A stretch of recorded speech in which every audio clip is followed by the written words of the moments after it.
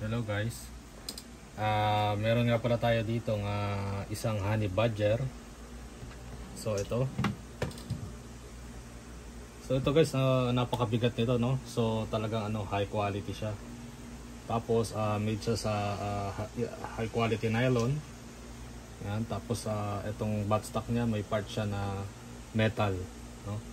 Tapos itong kanyang magazine, high capacity magazine na rin siya.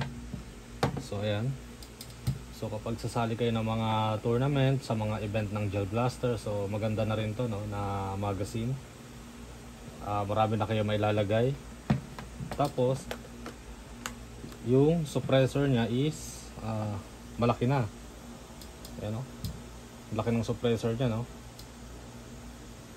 Tapos ito ay adjustable buttstock. Ayan, dito yung buttstock niya, dito niya siya bibirahin. Ayan. So, birahin natin dito.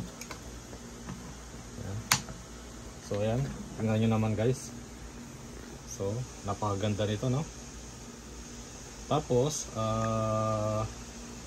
ito pala is high-end, no, na Gel Blaster. So, upgradable to na isang Gel Blaster, no? Ayan. Tapos, ito ang kanyang charging handle. So, wala lang siyang battery guys, no? Tapos, ang kanyang power selector. Ito. Ayan. So, ito yung safety. Ito naman yung semi. Tapos, ito naman yung full auto. Ayan.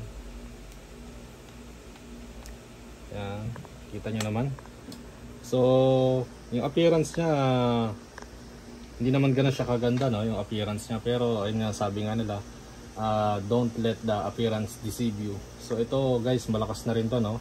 So ito, tinesting ko na pala to kanina. Siguro kasing lakas na rin to ng ng ARP9, no, o mas malakas pa. Yan. So hindi ko lang siya matesting ngayon guys, kasi nga gabi na rin ngayon. At madaling araw na pala, no? Kaya hindi ko siya matesting. Yan. Pero dito, wala kang gaanong mailagay na hindi mo siya malagyan ng tawag dito ng handle dito ng grip. Kasi nga wala siyang rail, no? Wala rin siyang rail dito. So itong unit na to, limited lang yung mga accessories na pwede mong ilagay. Yung rail niya talaga nandito lang sa pinakataas. Yan. Pero ito guys, ano naman to, no? Talagang kita mo na high quality siya na barrel, no? Na toy gun. Yan.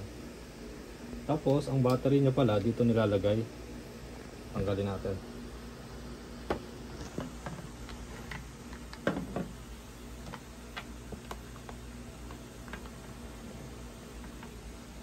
Okay. Check natin na. Okay. Oh. So dito yung battery niya, no.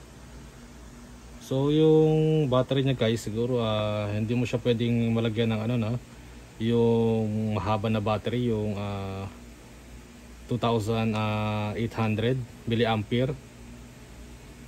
na mga mahabang battery, kasi nga maiksi lang siya.